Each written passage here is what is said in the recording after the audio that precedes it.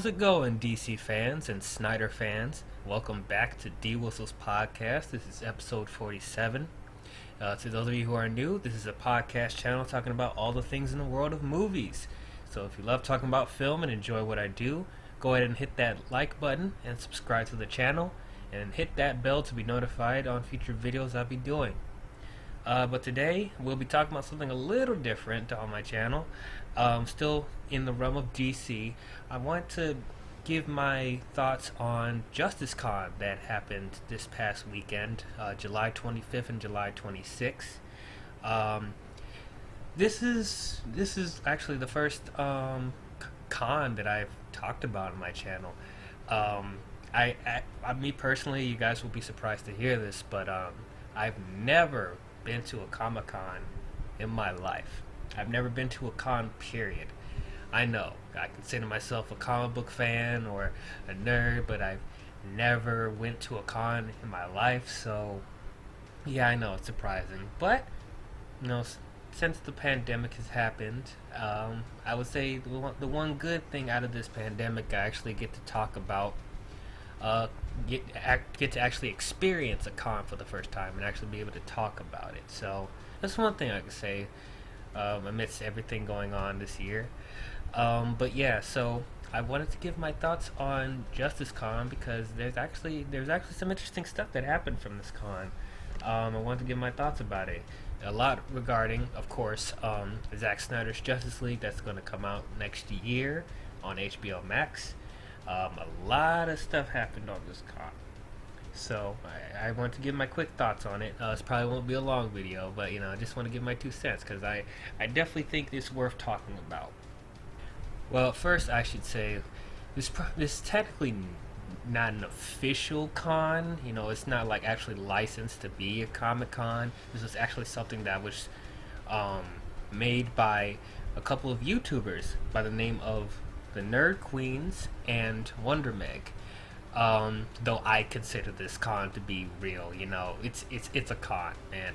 You don't need no official labeling for this. This was a con, true and through. So I consider it to be a real con. But so yeah, this was held by the Nerd Queens and Wonder Meg, a couple of YouTubers. And I will have to say up front that they did a really, really good job running this con. I was really impressed. There was a lot of work that was put into this con, and it shows. So I have to give credit to the Nerd Queens, Cole and Nana. Those are the two running the Nerd Queens channel, and then Wonder Meg. Shout outs to Meg because we both live in the same state, Michigan. So it's great to see a fellow Michigander represent for the DC and Snyder fans. So, but yeah, I definitely, off the gate, I just want to say, if you're listening, fantastic job, ladies. Excellent job running this con. I was very impressed. But yeah, there was a lot of things that happened in this con. A lot of people showed up, from Ray Fisher to Ray Porter to Deborah Snyder and Zack Snyder. Of course, Zack Snyder made an appearance in the con, and it was great. We'll get into details in a minute.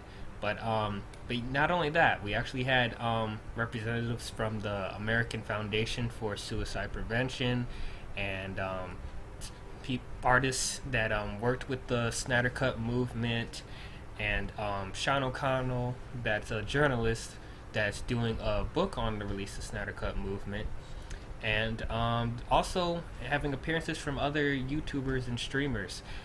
There was also a whole thing with Crisis on Infinite Streams, where there was a bunch of YouTubers who supported the Snyder Cut movement, was live streaming the con while it was happening. There was a lot of people like Fatal J and Ping Pong Flick Show with Chris Wong. He actually made an appearance in the con itself, so I thought that was pretty cool. But yeah, Ping Pong Flick Show, Film Junkies, Objective Reviews, Lightcast, Film Gob, so many people So it was a lot happening, so I wasn't really able to watch the Crisis on Infinite stream stuff. I just wanted to watch the Justice Con itself. I'll probably watch their streams at a later time. But so yeah, all this happening, and I had to say, like, there was a lot of there was a lot of interesting, stuff that came out of it. As far as like info behind the scenes of Justice League, what was going on, everything that was being incorporated into the Zack Snyder's Justice League, and also just learning some stuff that went on with the movement, everything that was incorporated, and how we've gotten to this point with the release of Snyder Cut movement. Like, what was their end goal? And it's like it was more than just getting the movie released. It was, a lot of other things that played into the movement itself, which we'll talk about more later. But I wonder where I want to start with this. Um, I guess I want to start with like the standouts, the stuff that I thought were standouts of the panel. Everything was great in the con. So there's not one panel where I thought, oh, I thought it was bad. All of them are great, and I do recommend you guys watching all the panels if you haven't already. But I would say the standouts for me, surprisingly, was the Ray Fisher and Ray Porter panels. Um, well, of course, everyone wants to talk about the Zach panel, there's some really cool stuff there we'll talk about later. But like the Ray Fisher and Ray Porter, I was really really entertained with those two panels, specifically because when it comes to Ray Fisher and Ray Porter, they're not huge actors in Hollywood. It was just really interesting hearing how they came up, how they were able to work with Snyder and stuff like that. Just knowing where they started from, because they're just regular people. They weren't larger than life like most actors in Hollywood. So I just was really fascinated to hear their story a little bit. I guess starting with Ray Porter. Those of you who don't know who Ray Porter is, he is the one who voice acted Darkseid in Zack Snyder's Justice League. A lot of people didn't know who this person was at first, and when it comes to the fandom and moviegoers, they would expect a huge DC character like Darkseid to be played by a more established actor. But one of the things I really appreciate with Snyder and how he makes his movies is that he doesn't just go with the celebrity name. Like, he tries to find new talent, and make stars out of them. So it's like that's something I really appreciate with Snyder's casting, because his casting is not the predictable choice. He will, he'll find an actor that that best fits the role, whether people know him or not, and that's how you make new actors, Like, it doesn't always have to be established actors. Like, how are you gonna make new stars if you're always gonna go with the familiar, So that's how you make new stars, finding new talent out there, that's not very common for you to look. So Ray Porter is the actual definition of that. He's a voice actor for audiobook. A voice actor for audiobook. Like, who would have thought that someone like that would play the biggest villain in DC? It's just crazy. But yeah, I was really fascinated by the Ray Porter panel. He seems to be a really nice guy, and I have to say, his hair, I love his hair. His hair is great.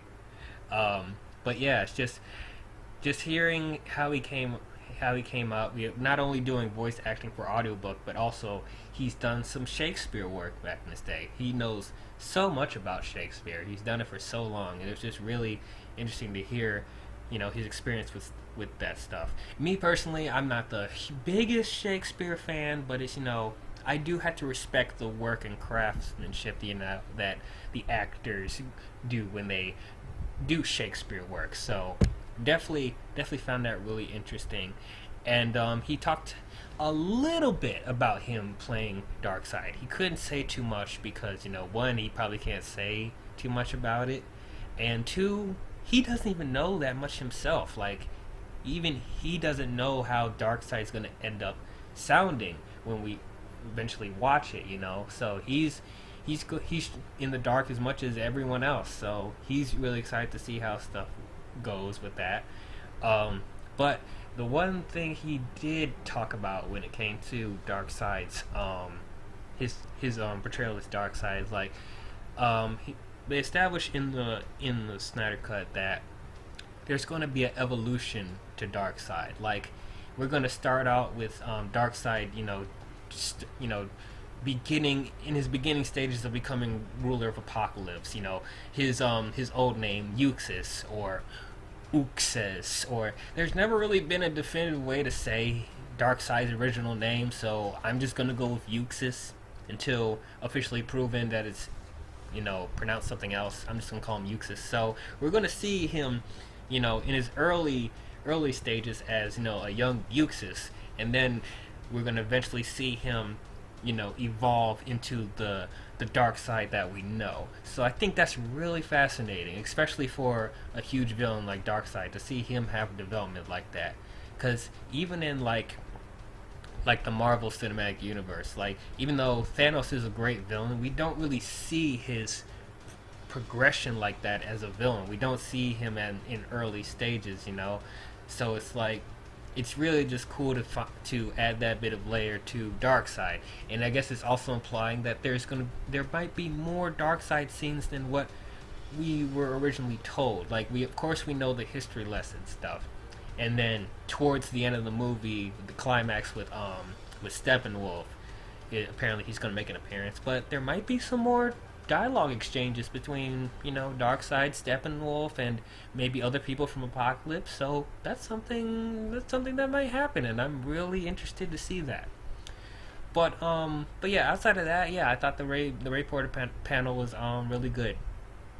And then going on to Ray Fisher, you guys know I love Ray Fisher. I really liked his portrayal of Cyborg, even though it was in the horribly botched theatrical version that came out in 2017. His performance still stood out like a lot, even dealing with that circumstance. Like I thought he was a really good Cyborg, and I know a lot of people, don't really care about his portrayal of Cyborg, and even some people think that he shouldn't be in the Justice League movie. But you know what? I think he's going to give a lot when we eventually see the Snyder Cut and see more of Cyborg's development. I think people are going to be more behind Ray Fisher as Cyborg, because as we hear many times, Cyborg was supposed to be the heart of the movie. He's the person that's that helps bring a lot of things together in the original Zack Snyder's Justice League.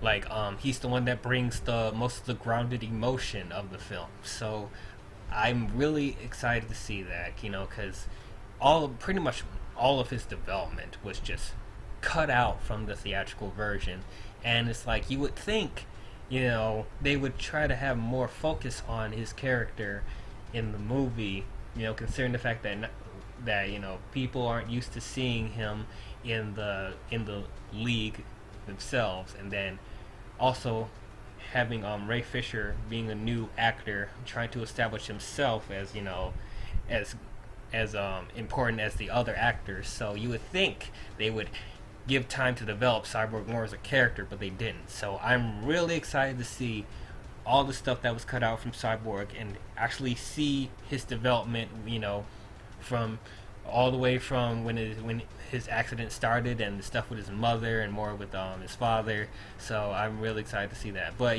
getting to the panel itself, Ray Fisher, man, he seems to be like a really well-spoken, respectful, intelligent, man. It's just he has that soothing voice. It's like I always love to hear him talk. But he seems to be a well-spoken man, and he knows a lot about he seems to know a lot about the film industry and the stuff with theater. So he seems to know his way about with the industry itself. So Very, very cool. And also, he's very relatable too. He likes playing games. He does he does his Twitch streamings, playing whatever games he likes. So it's really cool. I tuned into a couple of his stuff. It's pretty neat stuff. But and he's a pretty funny guy too. He would share a couple of his Comic Con stories and stuff like that, and people try to ask him stuff about the Snyder cut, and then he can't really say much. He couldn't really say much at that time, but he would give this look like, I may or may not know. It was hilarious. It was hilarious. I like that stuff. Though the one thing to that was the main thing that was taken from this panel is the whole drama with Joss Whedon and what was going on with the reshoots of Justice League. For those of you who don't know, he made some pretty big allegations towards Joss Whedon and how he treated the cast and the crew when it came to the reshoots of Justice League. He said that the way he treated people was disgusting and unprofessional and just malicious and stuff like that. Those were really big claims. Though I personally think he I don't think he made up that stuff. He wouldn't just say the stuff out of the blue. Ray Fisher's not that type of person. He doesn't seem like that type of person. And so, of course, there were people in the live chat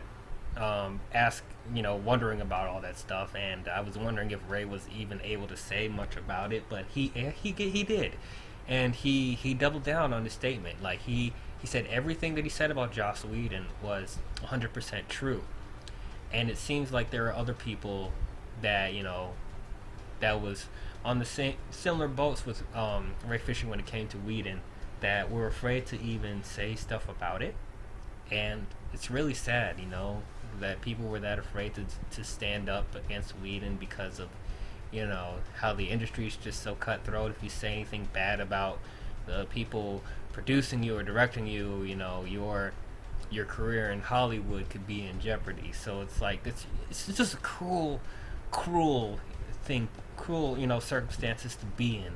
But Ray made it clear that he didn't really come from much, and he doesn't really need much to live a happy, stable life.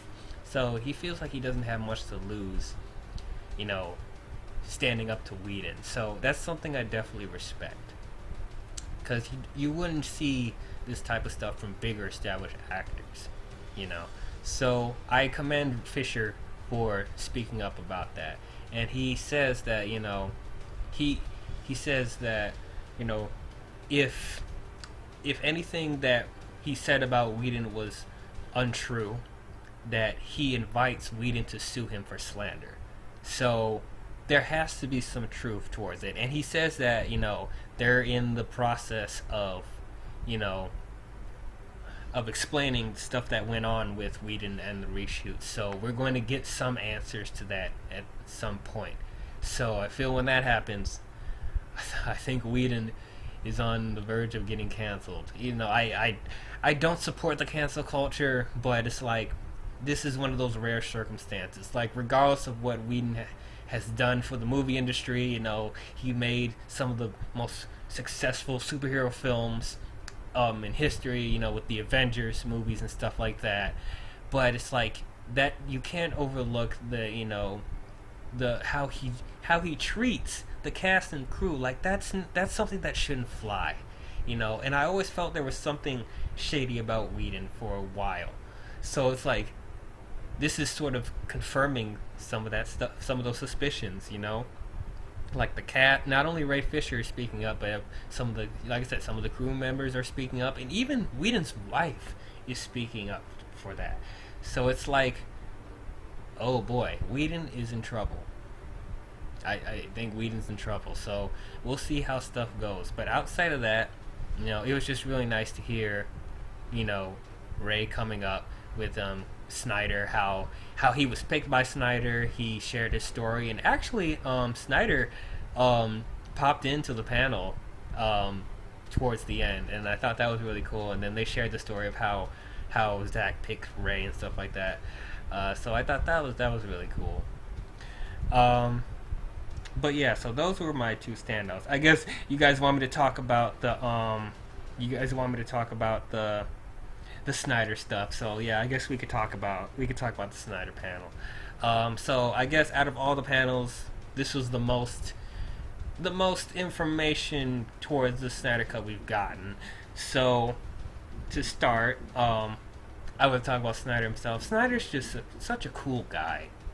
He's just so really cool, and it's like when he's talking with the nerd queens and Wonder Meg, he just seems so down to earth. And it's like he's so awkward when he talks. Like that's not me criticizing him at all. It's like it's really cool how awkward he is. It's like he could just be another well-spoken director like a Nolan and stuff like that. But just to see him, he's just a regular guy.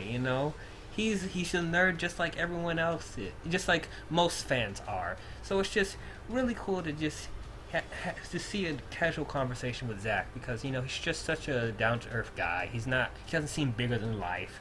He seems to be interested in similar stuff that we're interested in, and just to see how nerdy he gets when he not only talks about comics and stuff like that, but just how he gets into the filmmaking process, because he knows so much and he just loves talking about his process of how he makes movies. It's just really cool because me studying film and wanting to be a filmmaker myself, it's just really cool to see him break down how he makes his movies and stuff like that.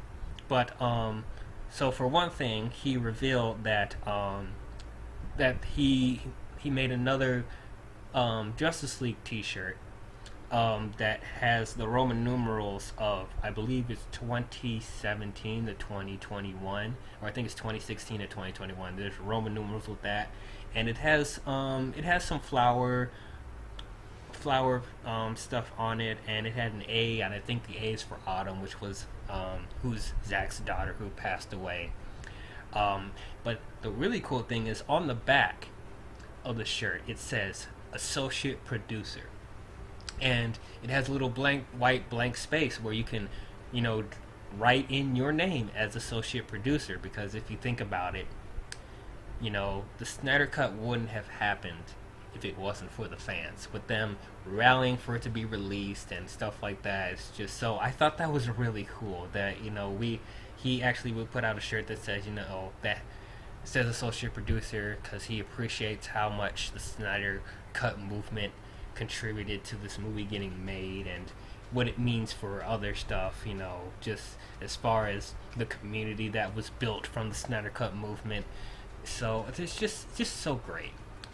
So he reveals that these shirts will be available at DC Fandom, and he says the first 1,000 of those shirts will be available for free, and then the rest of the shirts will be available at the Ink to the People website, where you can purchase them, along with the Justice Con shirts. I forgot to mention the Justice Con made their own shirts that I thought was really cool. Like, it had that artwork with all the hands reaching to that one hand.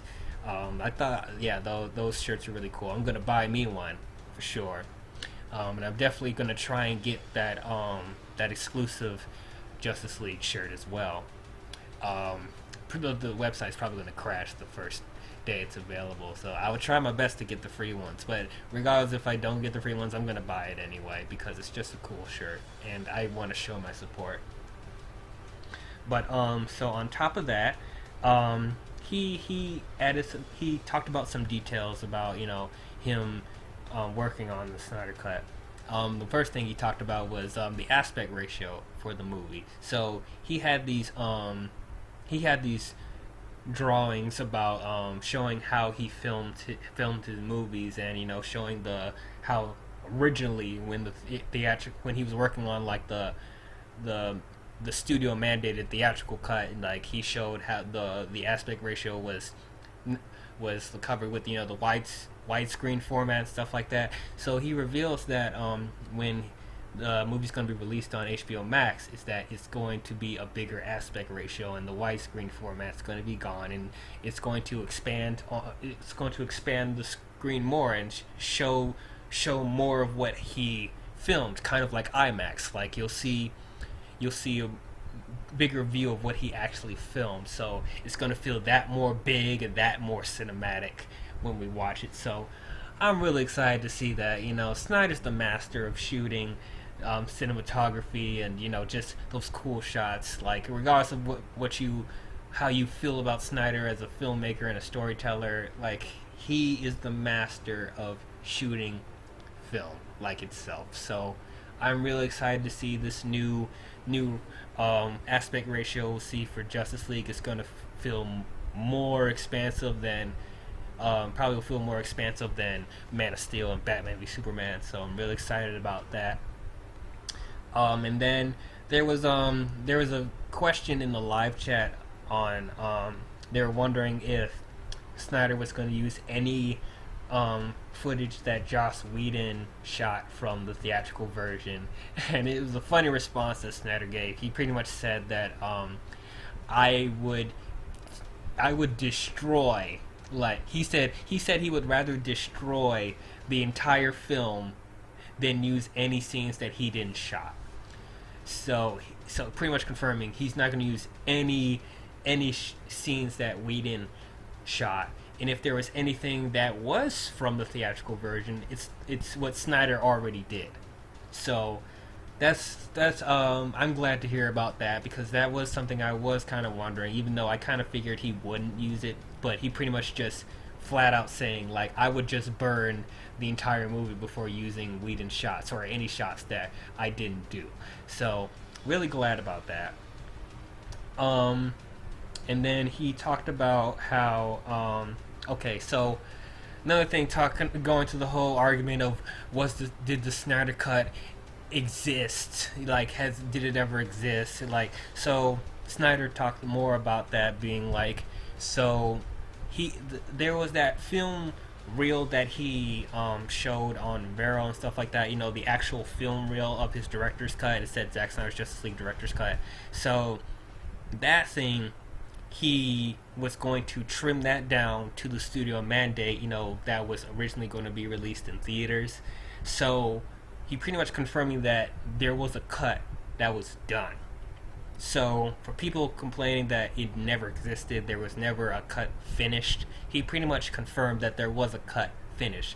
So Snyder wasn't going to at first release the entire director's cut reel. Like, of course he at first had to trim it down because the studio said that it needs to be a certain time frame for it to be distributed to theaters.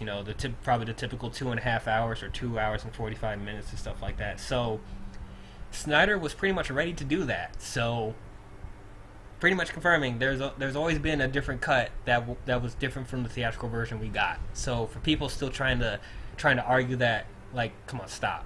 Just stop. Snyder's putting it out there. There's always been a cut. And then he talked about the cut that he showed to Jason a while back, which was apparently the director's cut film reel, and it was shot in black and white. And I thought that was really interesting.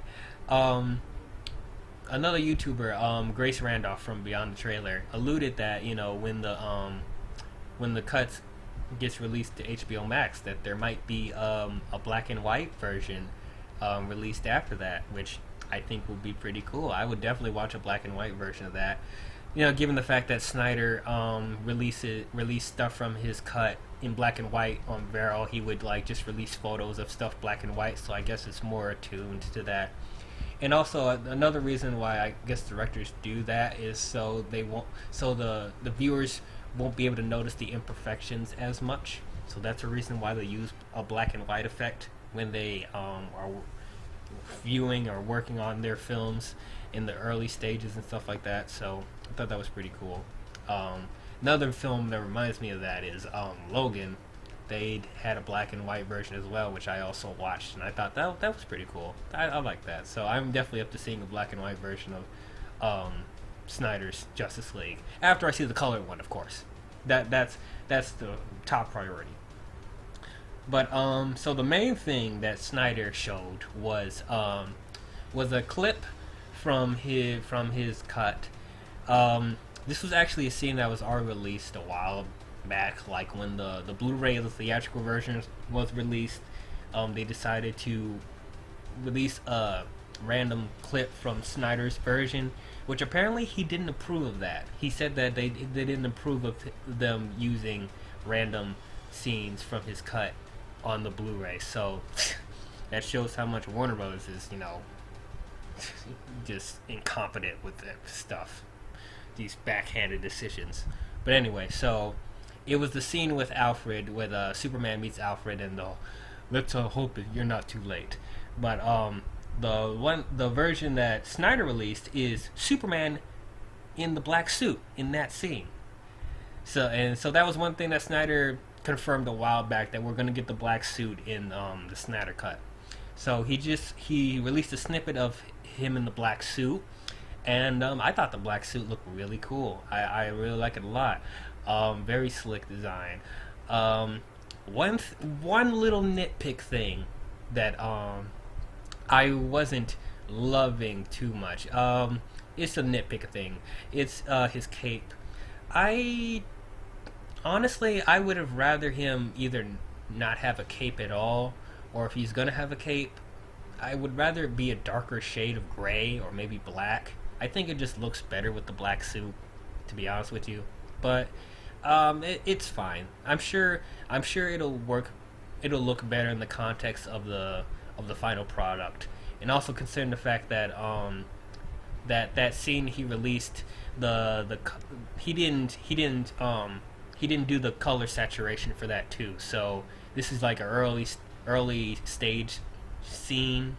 So I'm sure it's going to look better when he puts his cinematography and his color saturation there. I'm sure it'll pop out better. But yeah, I prefer if he had a darker cape, or not a cape at all. But the gray cape's fine. So fun fact, like when so apparently Henry Cavill was wearing the original red, blue, and yellow suit, and Snyder did some tricks to change the color of the suit in post, because at first the studio didn't want Superman to have the black suit in the movie, which I don't understand why. Like, we want to see the black suit. Why can't he wear the black suit? I guess they thought that, oh, if he wears the black suit, it'll feel too dark and the kids won't like it, and it doesn't feel optimistic and bright and happy, which is so stupid. But cool that Snyder did some tricks with the suit, so they can find an easier way to just turn that blue suit to black without making a separate separate black suit from scratch. So I thought that was pretty cool. But yeah, that was pretty much the bulk of Snyder's stuff. So we're gonna get a full trailer at DC Fandom, and there's gonna be more information regarding the movie. About how long the movie's gonna be. It's gonna be over the 214 one that was going around. So it's gonna be over 3 hours for sure. And then we're gonna figure out if it's gonna be released in the full 4-hour cut, or if it's gonna be released in segments like episodes. And also another thing, apparently Zack Snyder's Justice League is not the official title of the Snyder Cut. I mean, they said like that's the right name to give it, but it may not be officially what it's going to be called. So that's interesting. So I guess we'll get the actual title of the movie at DC Fandom, but I'm sure a bunch of people will just be calling it either the Snyder Cut or Zack Snyder's Justice League. So we'll see how that goes. But yeah, so I'm really excited to see what the trailer's going to be at Fandom, and all the information. I can't wait to see how that goes.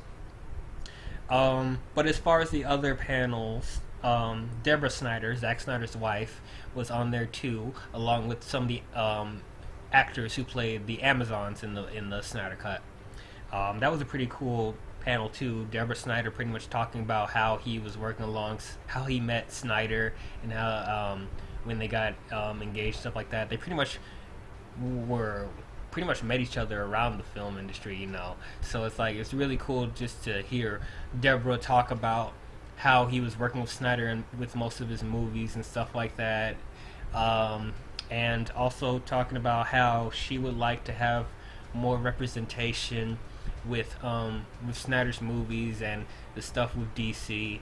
And I know a lot of people would think that's red flags, like, oh, is she's gonna shoehorn in representation just because, and it won't feel natural for the story. But I feel like it's different with Deborah. You know, I don't feel like this is another um, Kathleen Kennedy situation. I feel like Deborah, while she wants to have progression and representation with with the movies, like it doesn't seem like she's forcing that agenda on the movies unnaturally. It feels like whenever she makes decisions of having representation in there, it feels like it serves the story. And at the end of the day, she she pretty much says like she doesn't just want women, you know, to be in all the movies. She wants to see women, men and women equally, you know, contributing to a film, whether it's with the characters and or the behind the scenes, how stuff is being made. She wants to see representation with all aspects of the movies, and she wants, though at the same time, she doesn't want that to compromise the story and how the movie's being made. You know, so I'm definitely behind. I'm definitely behind Deborah's, you know, plan with that. I think I definitely feel that's more warranted. So that's cool. She also revealed that there's going to be a scene of Diana visiting Lois in the Snyder Cut, which I think that's really cool. I can't wait to see that because we didn't get anything from that in the theatrical version. So it's really cool to see, you know, Diana interact with Lois, you know, because like they barely spoke a word to each other. You know, the only scene that they shared really was at the end of Batman v Superman when Superman died. So it's nice to see that Diana, you know, is checking up on Lois and stuff like that. And then we already know that, you know, Martha Kent is going to have a scene with Lois, who apparently may be Martian Manhunter. We'll see how that goes. Definitely excited to see that if Martian Manhunter's in the movie. But yeah, so really excited to see that. And then Deborah also teased that they're also working on another DC product with a certain DC director. She didn't reveal who that person was. She almost slipped up and said who it was, but she wanted to keep that a secret. And maybe that's something we'll find out at DC Fandom. Is it one of the two secret DC projects that they're teasing, or is it something completely separate? Is it something that we already were alluding to, like is it the air cut of Suicide Squad? Or is it, you know, a different director completely? They bring Rick Famuyiwa back, who originally was going to do the Flash movie a while back, or is it going to be something new? I don't know. We'll find out soon enough. I think so. That got me interested. And then they had other panelists with they had a panel with the American Foundation for Suicide Prevention, pretty much talking to representatives about that. I thought it was really important to have them on because they're a really big part of the Snyder Cut movement.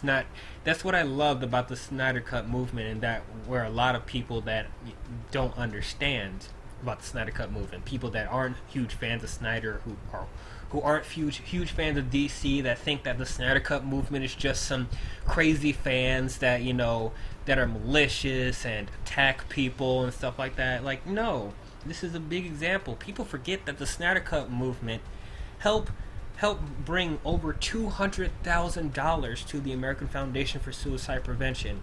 Because people forget this whole movement, this whole thing with the Snyder Cut started with Zack Snyder's daughter Autumn, who committed suicide. So it's like, it's great to see that the community is not just about getting this movie being made, or the integrity of having a director's vision, you know, stay pure, but it's just the fact that, you know, it means so much. You know, it means having support of one another, supporting those who are having a difficult time mentally and emotionally. You know, just being kind of like a family. So I definitely love that they had the AFSP there to talk about that stuff. So I thought that was really great. They also had panels for Jay Oliver and Fabian Wagner. Jay Oliver helped with the story with Snyder when it came to Batman v Superman and stuff like that. Because he worked on Dark Knight Returns and some of the stuff with Marvel as well, and it's just really cool to see him nerd out about comics and stuff like that. And then Fabian Wagner, who's the cinematographer for the original Justice League cut. He also worked on stuff for Game of Thrones. Like the biggest thing he's known for is that he shot the Battle of the Bastards fight scene in Game of Thrones. So I haven't watched that yet. You know, I'm getting into Game of Thrones, so I haven't gotten to that point yet. But a lot of people saying that Battle of the Bastards is one of the best action set pieces they've seen from that show. So definitely really excited to see how he incorporates his stuff for the Snyder Cut. And then also they were talking to the artists that was working with the Snyder Cut movement, working with to make the T-shirts and the billboards and stuff like that, and posters that the Snyder Cut movement has used. So really cool to talk to them, and also talking to the winner of the Justice League poster contest. His name's Victor, and he won that movie slate that was alluding to additional poster photography that may be used in the Zack Snyder's Justice League. So that was really cool. And Sean O'Connell, that is a journalist who wants to do a book about the Snyder Cut movement, how everything started, and how the Snyder Cut movement was working with stuff in the community and stuff like that. So I thought that was pretty cool. But all of that was really great. So overall, those are my thoughts on Justice Con. If you guys haven't had a chance to check out Justice Con, I definitely recommend you guys check it out. I'll leave a link in the description to the YouTube page, and you can see all the panels on there. And then I'm also going to leave a description to the Nerd Queens and the Wonder Mix YouTube channel. I think you guys should subscribe to them. They have some really cool stuff there, and also without them, they wouldn't have this con. So another one more shout out to them. Excellent job.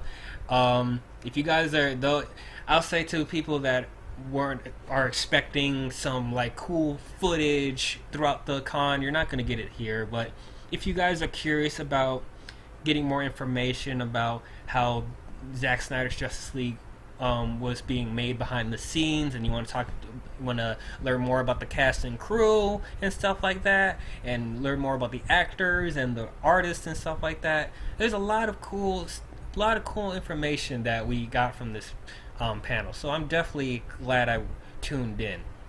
But what did you guys think about Justice Con? If you guys have viewed it already, how do you guys feel about all the panels and stuff like that? Are you guys excited for Zack Snyder's Justice League? So I guess the next thing I want to cover is DC Fandom. I'm going to cover all the stuff we get from there. So tune in for that when it comes out. Can't wait to see what happens with Fandom. There's a lot of expectations that are being made for that event, so can't wait to see what happens there. But that's all I have for you DC fans, and I will see you guys in the next one. Talk to you guys later. Bye bye.